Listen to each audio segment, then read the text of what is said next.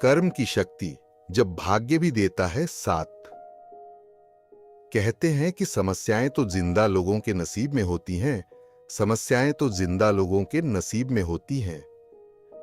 मुर्दों के लिए तो लोग रास्ता छोड़ देते हैं। तो प्रॉब्लम आएगा तो परेशान मत होइए। ये प्रॉब्लम आपका इम्यूनिटी सिस्टम बड़ा कर देती है। भाग्य और कर्म का संबंध बिजली से है, उसका कैसे हम उपयोग करते हैं इसी उदाहरण से पूर्ण रूप से समझा जा सकता है। अगर कोई व्यक्ति जानबूझकर करंट को छू ले तो क्या होगा? वैसे तो बिजली यानी कि करंट बहुत उपयोगी है, परंतु नंगे तारों को छू लेने से जानलेवा हो सकता है।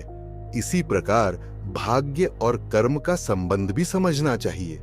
इसी प्रकार हम अपने कर्मों के माध्यम से अपने भाग्य को अच्छा या बुरा बना सकते हैं।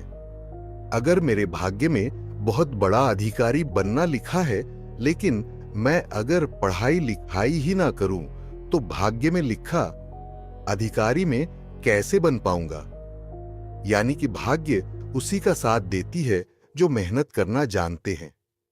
भाग्य तो रावण का भी था, जिसमें राम के हाथों मरना लिखा हुआ था, और अपने कर्मों के सहारे मरने से पहले सबसे बड़ा तपस्वी बनना और स्वर्ग और नवग्रह को जीत लेना उसके कर्म का प्रभाव था। राम जी ने आखिरी समय में लक्ष्मण को उससे शिक्षा लेने भेजा, ये रावण का कर्म ही था। 2.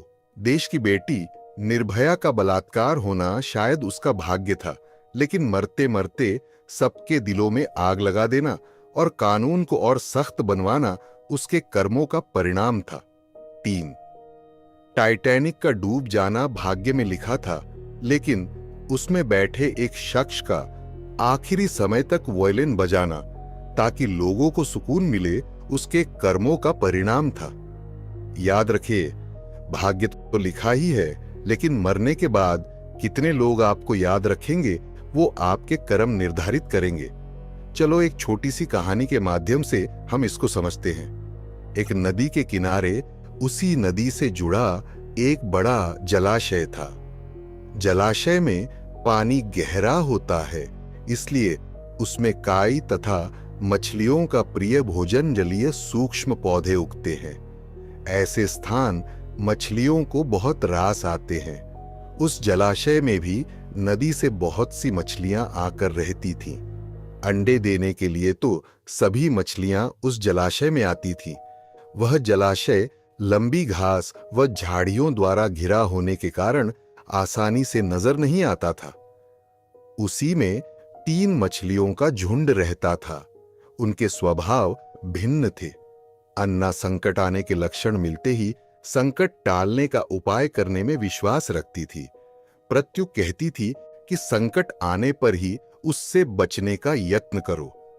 यद्दी का सोचना था कि संकट को टालने या उससे बचने की बात बेकार है। करने कराने से कुछ नहीं होता, जो किस्मत में लिखा है वह होकर रहेगा। एक दिन शाम को मछुआरे नदी में मछलियां पकड़कर घर जा रहे थे। बहुत कम मछलियां उनके जालों में फंसी थीं, अतः उनके चेहरे उदास थे। तभी उन्हें झाड़ियों के ऊपर मछलीखोर पक्षियों का झुंड जाता दिखाई दिया। सबकी चोंच में मछलियां दबी थीं। वे चौंके। एक ने अनुमान लगाया, दोस्तों, लगता है झाड़ियों के पीछे नदी से जुदा जलाशय है जहां इतनी सारी मछलियां पल रही हैं। मछुआरे पुलकित होकर झाड़ियों में से होकर जलाशय के तट पर आ निकले और ललचाई नजर से मछलियों को देखने लगे। एक मछुआरा बोला, आहा, इस जलाशय में तो मछलियां भरी पड़ी हैं। आज तक हमें इसका पता ही नहीं लगा। यहां हमें ढेर सारी मछलियां मिलेंगी। दूसरा बोला। तीसरे ने कहा, आज तो शाम घिरने वाली हैं, कल सुबह ही आकर यहां जाल डालेंगे। इस प्रकार मछुआरे दूसरे दिन का कार्यक्रम तय करके चले गए। तीनों मछलियों ने मछुआरे की बात सुन ली थी। अन्ना मछली ने कहा, साथियों, तुमने मछुआरे की बात सुन ली।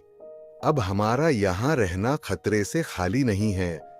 खतरे की सूचना हमें मिल गई है। समय रहते अपनी जान बचाने का उपाय करना चाहिए। मैं तो अभी ही इस जलाशय को छोड़कर नहर के रास्ते नदी में जा रही हूं। उसके बाद मछुआरे सुबह आए, जाल फेंके मेरी बला से, तब तक मैं तो बहुत दूर अटखेलियां कर रही होऊंगी। प्रत्यु मछली बोली, तुम्हें जाना है तो जाओ, मैं तो नहीं आ रही। अभी खतरा आया कहां है जो इतना घबराने की जरूरत है। हो सकता है संकट आए ही ना। उन मछुआरों का यहां आने का कार्यक्रम रद्द हो सकता है। हो सकता है रात को उनके जाल चूहे कुतर जाएं। हो सकता है उनकी बस्ती में आग लग जाए।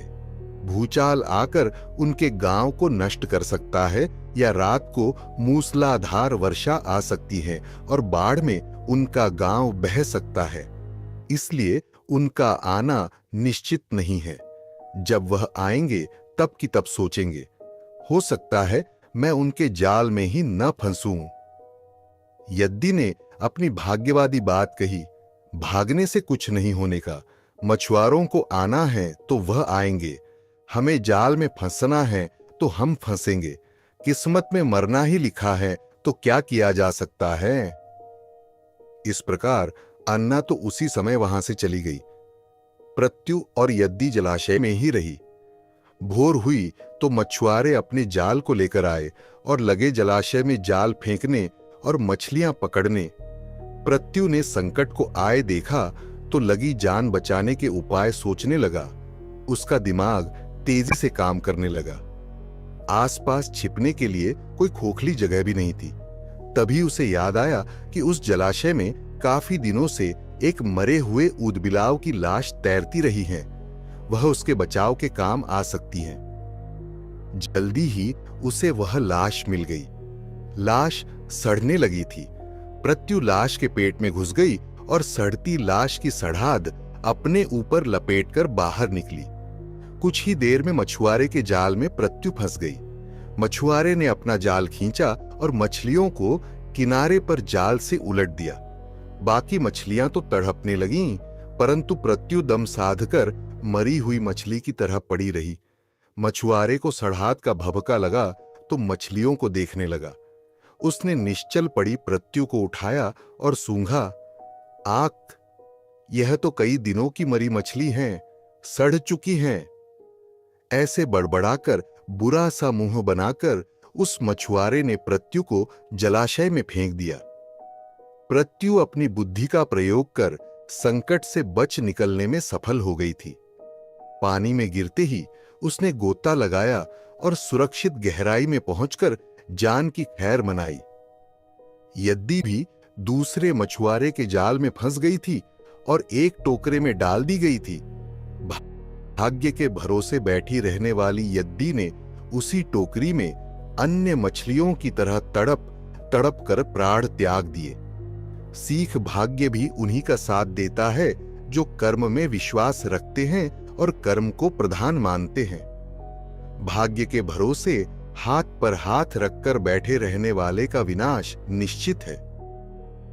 जो प्राप्त है पर्याप्त है। जिसका मन मस्त है उसके पास समस्त है।